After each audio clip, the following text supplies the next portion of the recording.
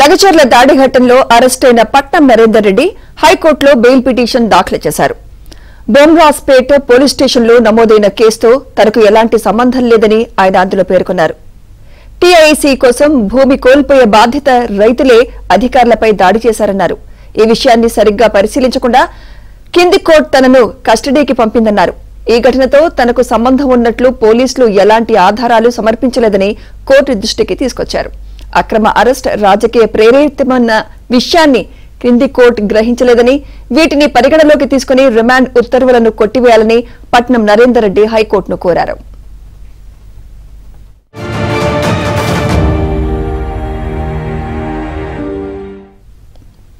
మరోవైపు నరేందర్ రెడ్డిని కస్టడీ కోరుతూ పోలీసులు పిటిషన్ దాఖలు చేశారు. 7 రోజులు కస్టడీ ఇవ్వాలని పిటిషన్లో పేర్కొన్నారు. తమ వైపు తమ కుటుంబ సభ్యులపై అక్రమ కేసులు పెట్టారంటూ క్వాష్ పిటిషన్ వేశారు లగచర్ల గ్రామస్తులు. పట్నం బెయిల్ పిటిషన్ సోమవారం విచారణకు రానుంది.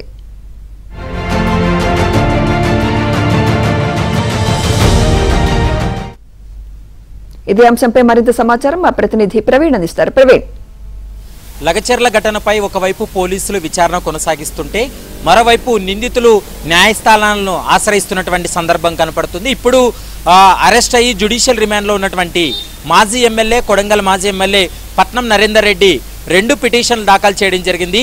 ఒకటి, తనకు బెయిల్ మంజూరు చేయాలంటూ కూడా వికారాబాద్ కోర్టులో ఒక పిటిషన్ దాఖలు చేశాడు. మరోవైపు కింది స్థాయి కోర్టు ఇచ్చినటువంటి రిమాండ్ను రిజెక్ట్ చేయాలి, రిమాండ్ను అంటే అతనిపై నమోదైనటువంటి కేసు ఏదైతే ఉందో దాన్ని క్వాష్ చేయాలంటూ కూడా మరోవైపు తెలంగాణ హైకోర్టులో క్వాష్ పిటిషన్ కూడా దాఖలు చేయడం జరిగింది.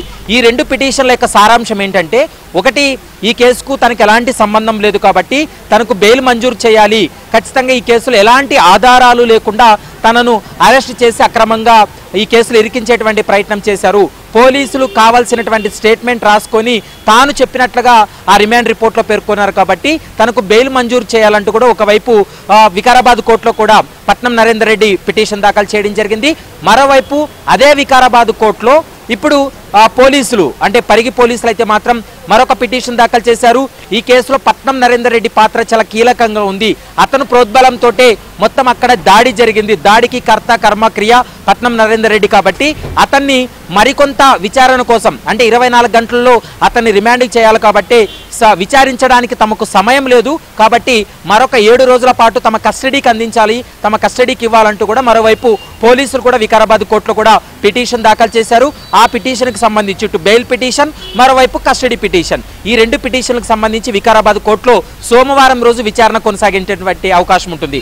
మరోవైపు తెలంగాణ హైకోర్టులో వేసినటువంటి పిటిషన్ ఏంటంటే, ఈ కేసుకు తనకు సంబంధం లేదు కాబట్టి ఎఫ్ఐఆర్ని క్వాష్ చేయాలి అంటూ కూడా ఇప్పటికే పట్నం నరేందర్ రెడ్డి కూడా పిటిషన్ దాఖలు చేయడం జరిగింది. పట్నం నరేందర్ రెడ్డితో పాటు ఇప్పటి వరకు అరెస్ట్ అయినటువంటి 16 మంది నిందితులు అంటే మొదటి రోజు అరెస్ట్ అయినటువంటి 16 మంది నిందితులు కూడా ఈ కేసు నుంచి మమ్మల్ని తప్పించాలి, ఈ కేసుకు తమకు ప్రమేయం లేదు, ఎఫ్ఐఆర్ను క్వాష్ చేయాలంటూ కూడా మరోవైపు నిందితుల యొక్క కుటుంబ సభ్యులు కూడా తెలంగాణ హైకోర్టులో పిటిషన్ దాఖలు చేశారు. పట్నం నరేందర్ రెడ్డి వేసినటువంటి పిటిషను, నిందితుల తరపున కుటుంబ సభ్యులు వేసినటువంటి పిటిషన్లు కూడా సోమవారం రోజు ఉదయం 10:30 విచారణ జరుపుతామంటూ కూడా తెలంగాణ హైకోర్టు స్పష్టం చేసినటువంటి సందర్భం.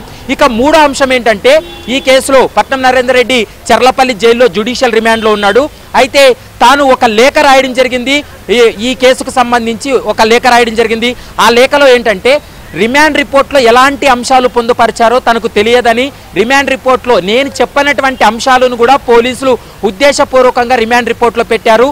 కేటీఆర్ పేరు కానీ ఇతరత్ర వ్యక్తుల పేర్లను ఎక్కడా కూడా పోలీసుల విచారణలో వెల్లడించలేదు, పోలీసుల విచారణలో తాను ఎక్కడా కూడా కేటీఆర్ పేరును ప్రస్తావనే చేయలేదు. కానీ రిమాండ్ రిపోర్ట్లో ఈ అంశాలన్నీ కూడా ఉన్నాయి. తన అడ్వకేట్ రిమాండ్ రిపోర్ట్ తనకు తెచ్చిచ్చేంత వరకు, చదివేంత వరకు కూడా ఈ అంశాలన్నీ ఉన్నాయనేటువంటి సమాచారం తన దగ్గర లేదు కాబట్టి ఈ రిమాండ్ రిపోర్ట్లో అనేక అంశాలన్నింటినీ కూడా కొట్టివేయాలి, రిమాండ్ రిపోర్ట్లో నేను చెప్పని స్టేట్మెంట్ కూడా నేను చెప్పినట్లు అందులో పొందుపరిచారు కాబట్టి ఆ రిమాండ్ రిపోర్ట్లో అంశాలను పరిగణలోకి తీసుకోకుండా చూడాలంటూ కూడా మరొక లేఖను కూడా రిలీజ్ చేయడం జరిగింది. ఏ కోర్టు అయితే రిమాండ్ విధించిందో అంటే కొడంగల్ కోర్టు 14 రోజుల పాటు రిమాండ్ విధించింది కాబట్టి అదే కోర్టుకే లేఖ రాయడం జరిగింది. ఒక అఫిడవిట్ రూపంలో న్యాయస్థానానికి కూడా అందజేసినటువంటి సందర్భం ఉంది. ఈ అంశానికి సంబంధించి కూడా సోమవారం రోజు ఇటు వికారాబాద్ కోర్టు, మరోవైపు కొడంగల్ కోర్టు, ఇటు తెలంగాణ హైకోర్టు, ఈ 3 కోర్టులు కూడా ఈ దాడి ఘటనకు సంబంధించి మాత్రం విచారణ జరిపేటువంటి అవకాశం అయితే కనపడుతుంది. ఇందులో కీలక సూత్రధారిగా ఉన్నటువంటి సురేష్ అయితే మాత్రం ఇంకా పరారీలో ఉన్నాడు. అతని కోసం గాలింపు చర్యలతో కొనసాగుతున్నాయి. సురేష్ దొరికినట్లయితే మరికొంత ఈ కేసులో ఎస్టాబ్లిష్ అయ్యేటువంటి అవకాశం ఉంటుంది. ఇందులో కుట్ర కోణం బయటపడేటువంటి అవకాశం ఉంటుంది.